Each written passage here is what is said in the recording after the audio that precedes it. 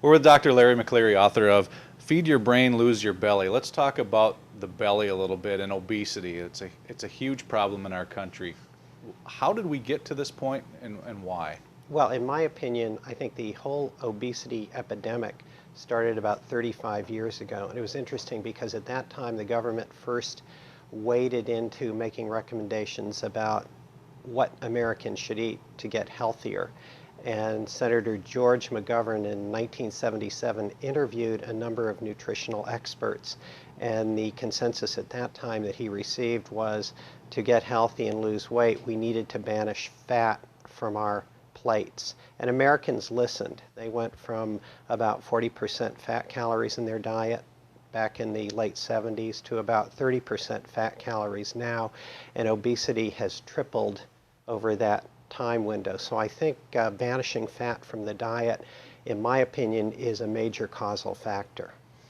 That food pyramid that you talked about, or the guidelines, that's changed now recently.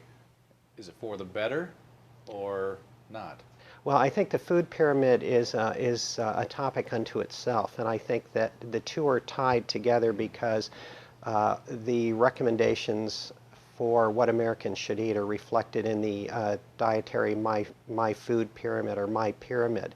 And in my opinion, I think that that is a body that needs regulation because it's really driven by the U.S. Department of Agriculture, and they have they're charged with two goals. One is to support the farmers, and the other is to tell Americans what is a healthy diet. And they're spending billions of dollars to support the production of grains in this country. And if you look at the My Food Pyramid diet, it's a grain-based diet, which I happen to believe is bad for your health, and it's a driver of obesity. I think more and more people are starting to understand that.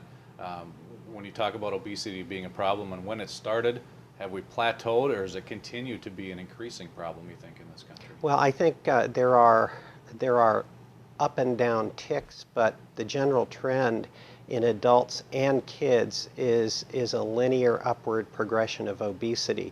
And what's interesting is if you look at the NHANES data, which really tell what the percentage of obesity is at any point in time in any age group, you can see that adults have gone up in a linear fashion from 1977 to the present.